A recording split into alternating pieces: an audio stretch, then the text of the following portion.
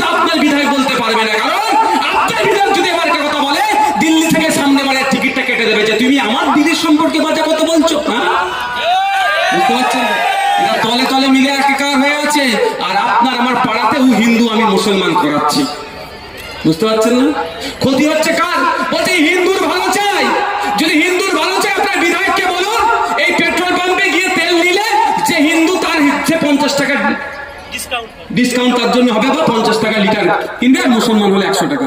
পারবে করতে? এই বলছে হিন্দুর ভালো চাই, হিন্দুকে বাঁচাতে এসেছে।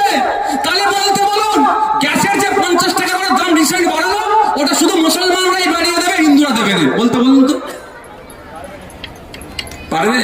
হিন্দুকে বাঁচাতে এসে না হিন্দু বেঁচেছে।